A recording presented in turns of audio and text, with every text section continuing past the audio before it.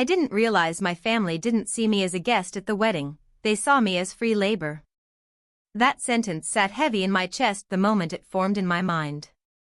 It wasn't dramatic, just painfully honest. I remember standing in my kitchen that morning, holding my phone in one hand and a half-burnt piece of toast in the other, staring at the message thread from my cousin Maria. The kettle was still whistling on the stove, but I didn't move to turn it off. The sound blended into the numbness spreading through my body. "We'll need you at the venue by 10 a.m. The kids will start arriving by 10:30. Should be around 12 to 15 of them. We'll bring snacks for them. Please wear something comfortable. Not would you like to help? Not is this okay with you? Just instructions. A schedule.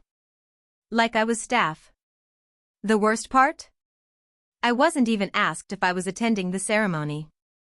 It felt like they had already decided I wouldn't, because apparently I wasn't meant to.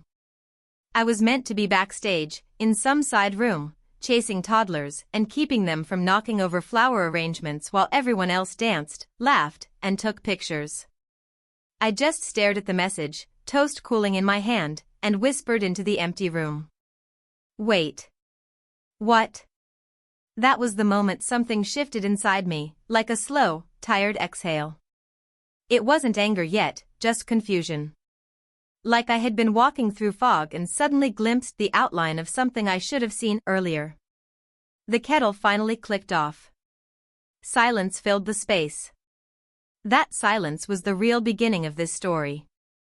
Before all of this, life was simple. Ordinary in a comforting way. I'm the middle cousin in a large, loud, chaotic family, big enough that our gatherings sound like a market day at a busy bazaar. My aunts gossip while chopping fruit, my uncles argue about cricket as if their voices alone could change the score, and the kids, God bless them, run around in wild circles like someone fed them melted sugar and encouragement. Normally, I loved it. The noise. The familiarity. The messy affection of it all. But after my parents passed within 2 years of each other, the dynamics quietly shifted. People weren't unkind, they just stopped seeing me as someone who might need support. I was the single, child-free one with flexible time. The one who could help, fill gaps, drive relatives around, pick up extra tasks, babysit when someone needed a break. For a long time, I didn't mind. It felt like being useful kept me connected to them. But sometimes usefulness turns into invisibility. And you don't notice it right away. It happens in small ways, the way someone hands you their bag and walks ahead, the assumption that you'll clean up the mess, the expectation that your plans can always shift because you don't have kids. Still, I loved them. And I tried to be gracious. That's why, when Maria got engaged, I was genuinely happy. I even helped her choose table colors and listened to her vent about budgets. I thought, naively, that I would actually get to enjoy this wedding. Dress up. Sit with my cousins. Dance, maybe. Feel like part of something. But the message on my phone that morning? That told a different story. I scrolled back through the conversation, hoping I'd missed something. A question. A request. A hint that this was optional. Nothing. Just the assumption that I would show up and spend the entire day inside a side room wrangling 15 sugar-high children so the adults could celebrate without interruption. My chest tightened. Was that all they thought I was worth? I set my toast down and finally typed back a simple response. Why am I babysitting? My thumb hovered over the send button, heart beating faster than I wanted to admit. It felt like the first time in a long while I questioned something instead of just accepting it. I didn't know it then. But this small question would unravel far more than I expected. Maria replied faster than I expected. Because you're good with kids. And everyone else is in the wedding or has responsibilities. You're the only one who's free. Free. That word pressed against something tender inside me. As if my life, my time, was an open shelf they could borrow from any time they pleased. I typed, erased, typed again, then finally set my phone face down on the counter. My tea had gone cold, and the burnt toast now tasted like cardboard when I forced myself to take a bite. Maria and I had grown up side by side.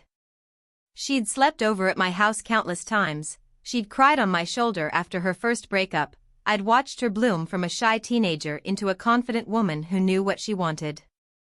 I always thought we were close enough that she'd treat me with a certain level of respect.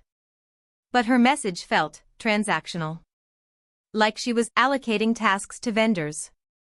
I took my mug to the sink and ran cold water over it, letting the pipes hum softly.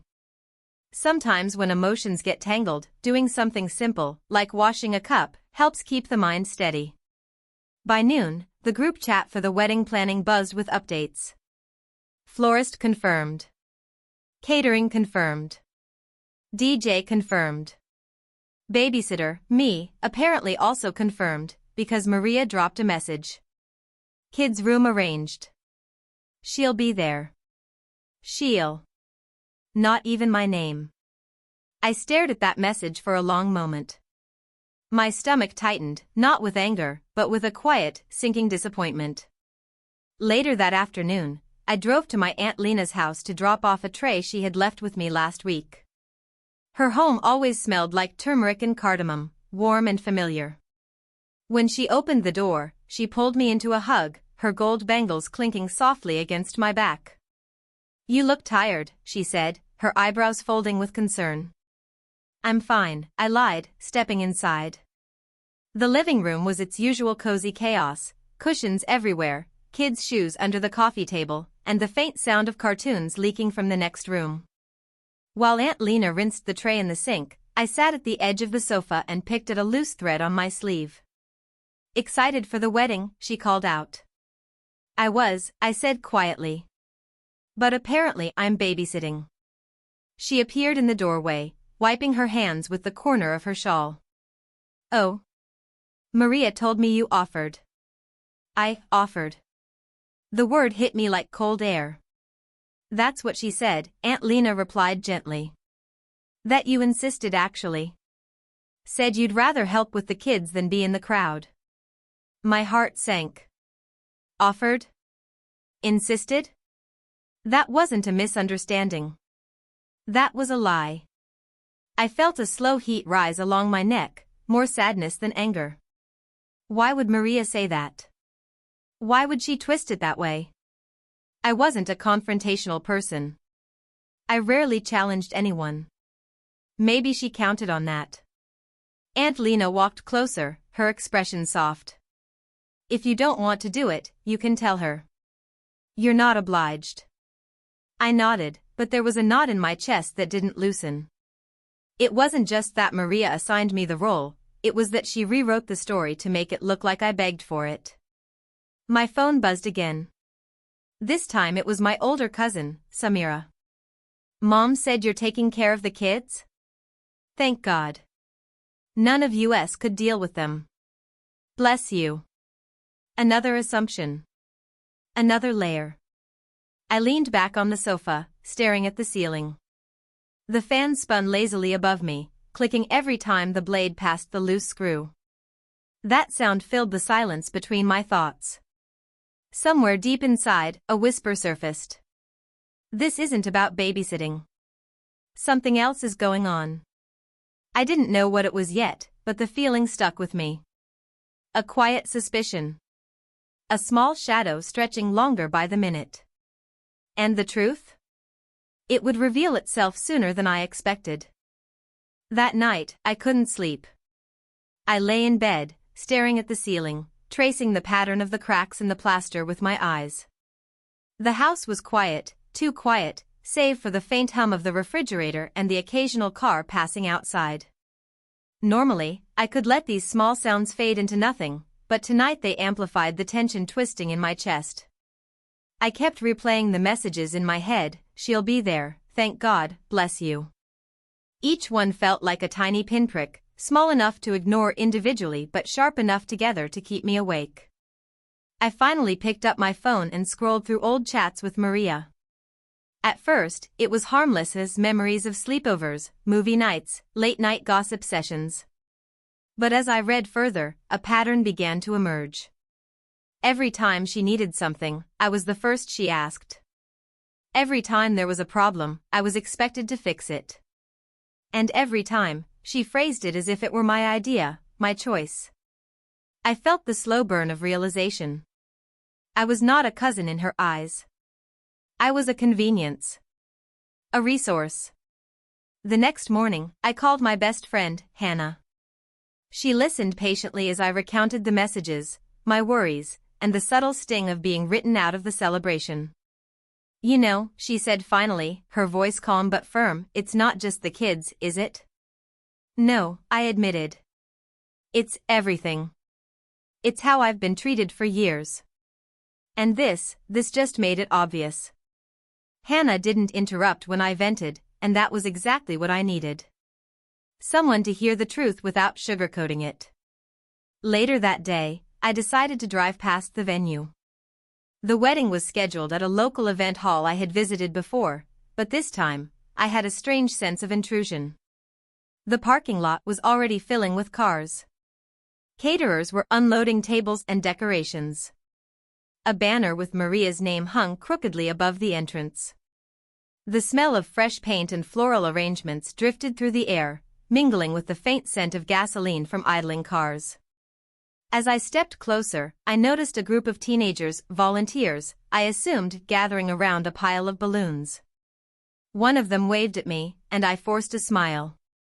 I didn't belong here yet. Not really. And then I saw it, Maria, laughing with a friend, not looking my way at all. Not once. She seemed distant in a way that stung. And next to her, another cousin, Samira, I think, was whispering something, their heads bent close. Every laugh, every gesture, felt choreographed, perfectly designed to exclude me. A creeping sense of dread settled in my stomach. Something had shifted. I couldn't put my finger on it yet, but it was there, lingering like a shadow in the corner of a room. I stepped back, taking in the scene. 15 little kids ran around the hall's entrance, shrieking with excitement. Parents were corralling strollers, guests were taking photos. And in the middle of it all, I felt like a ghost. The realization hit me harder than I expected. If I continued down this path, I would spend the entire day invisible, exhausted, and unappreciated. It wasn't just unfair. It was a betrayal. The whisper in my mind grew louder, you don't have to do this. You don't have to be invisible anymore. I drove home slowly, the engine humming beneath me. The autumn air smelled faintly of wet leaves and diesel, and for the first time that morning, I breathed deeply, letting the chill seep into my chest. That night, I couldn't stop thinking about the possibility of saying no. Changing my plans. Standing up for myself. It was terrifying. I had always been the reliable cousin, the one who said yes. But maybe, just maybe, it was time to say no. And that decision would set everything in motion. The morning of the wedding, I made my decision. I wasn't going to be the babysitter. Not today. Not ever again, if I could help it. I dressed carefully, choosing a soft, teal dress I rarely wore, and looked in the mirror. For once, I wanted to feel seen, not invisible, not useful, not a shadow in the corner. My reflection stared back, eyes wide, uncertain, but determined. I texted Maria.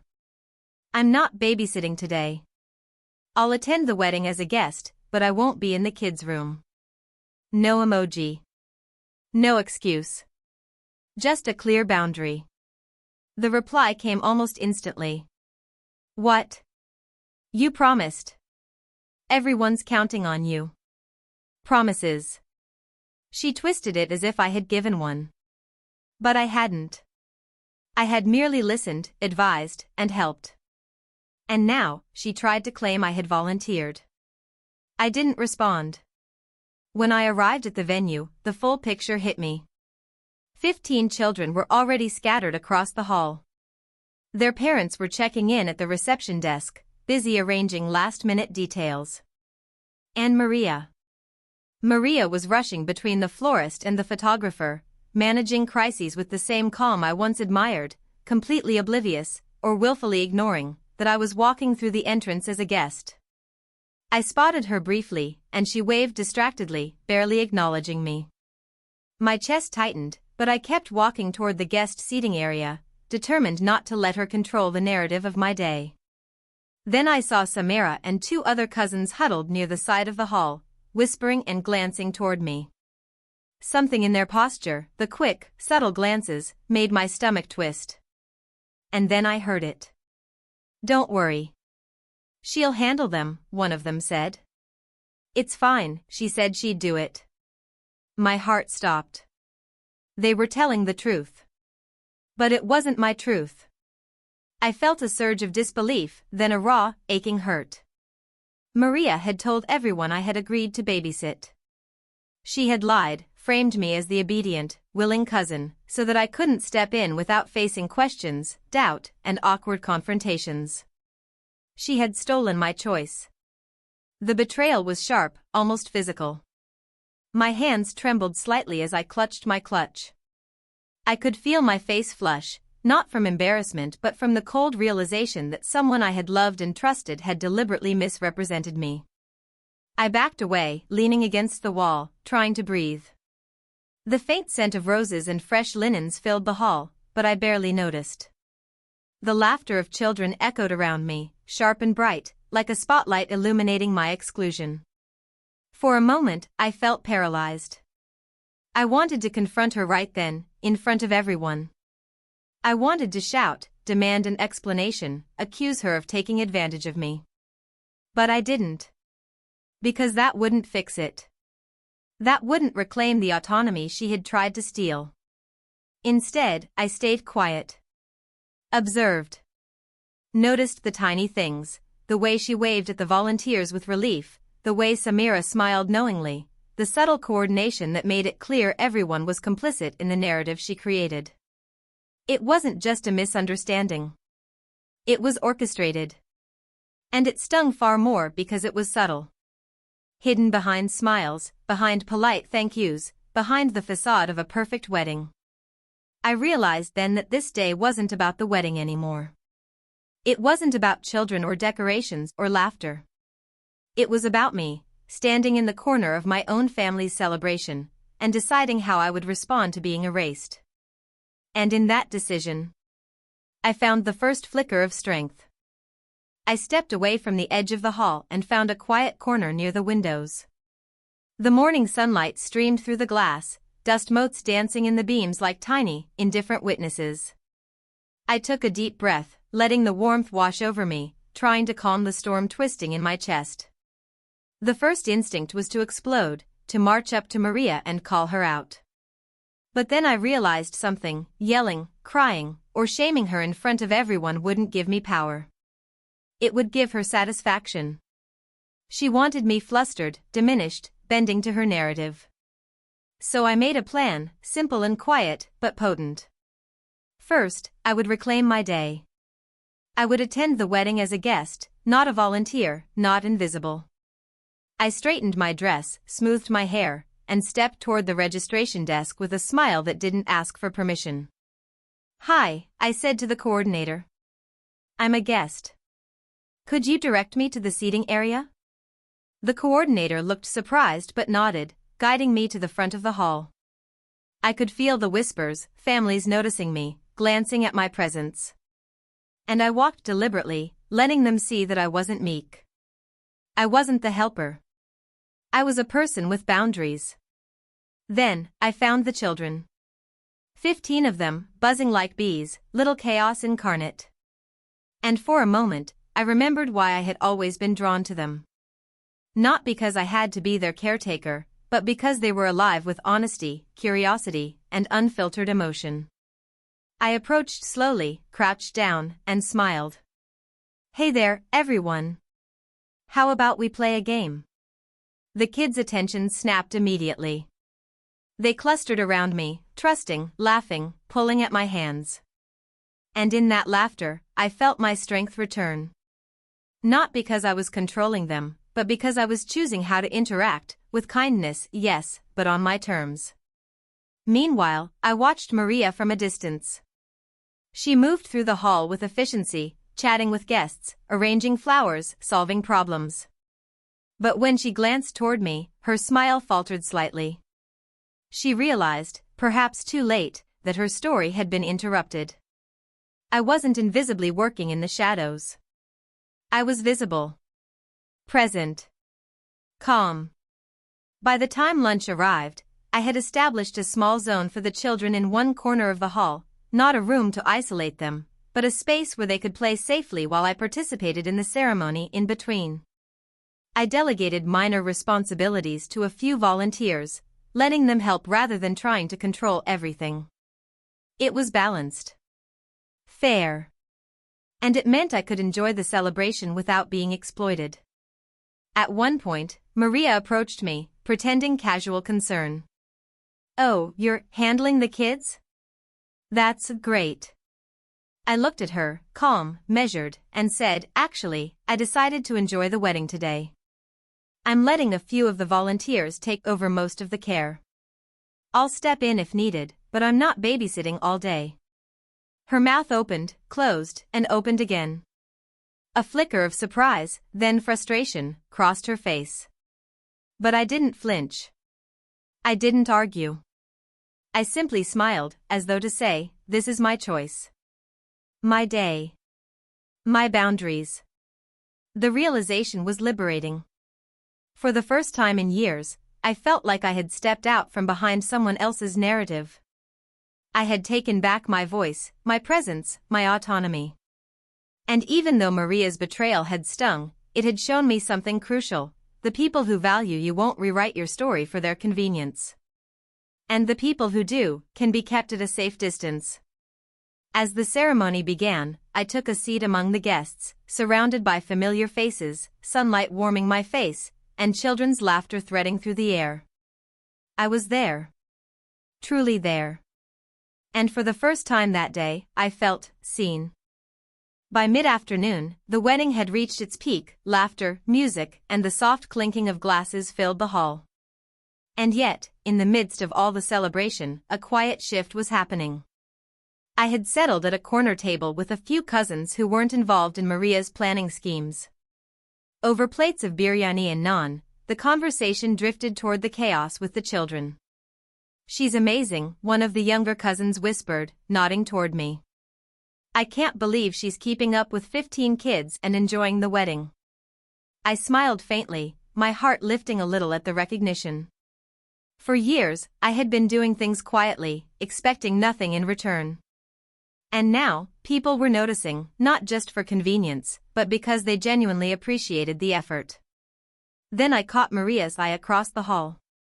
She was standing with the photographer, a forced smile pasted on her face as she gestured for volunteers to step in. A few of the other cousins, who had overheard her earlier misrepresentation, exchanged subtle glances with me. Not malicious ones, but ones that said, "We know." It was a quiet reckoning, and I realized how powerful that was. The truth had a way of coming out, even without me orchestrating a confrontation. Her story, the lie she had told about my promise, was unraveling on its own. Later, the parents of a few of the children approached me individually. "Thank you so much," one mother said, her eyes warm. "We heard you stepped in, even when it wasn't your responsibility. You didn't have to, but you did." Another parent added, "Honestly, we were worried today. But seeing how you handled it, we could see the kids were happy. And you looked like you were enjoying it too." Each word sank in, gently reinforcing what I had already felt. The real consequence of Maria's manipulation wasn't punishment, it was exposure. The moral reckoning wasn't loud or dramatic. It was subtle, layered, and undeniable. Even Samira, who had whispered to other cousins earlier, came over with a hesitant smile. "I didn't realize," she said quietly. "I think we all assumed, and we didn't check with you first." "I'm sorry." I nodded, keeping my composure. Forgiveness wasn't instant. But acknowledgement was enough to restore a fragile balance. By the time the wedding speeches began, I noticed a shift in the room. Guests who had initially assumed I was part of the childcare staff now regarded me as a peer, a relative present for the celebration. Whispers of respect replaced the murmurs of oversight. Maria, in her well-planned corner of perfection, caught sight of me several times. Each glance carried the faint weight of understanding that her plan had failed, not because I had yelled or stormed off, but because I had quietly, firmly, reclaimed my day. And the lesson resonated clearly: influence isn't about force. Control isn't about loud declarations. Sometimes, the most profound consequences come from simply choosing your own path, setting your boundaries, and letting the world see who you truly are. As the evening sun dipped low, painting the hall in golden light, I felt a quiet peace settle over me. The children laughed in a circle nearby, volunteers moved efficiently, and guests clinked glasses in celebration. I realized something else too: sometimes, the people who try to manipulate you aren't punished overtly. Their lesson is delivered quietly, through honesty, exposure, and the simple dignity of standing your ground. And that lesson is more lasting than any argument or shouting match could ever be. For the first time that day, I truly felt like a part of the wedding, not because I served or gave, but because I existed on my own terms, fully seen and fully present.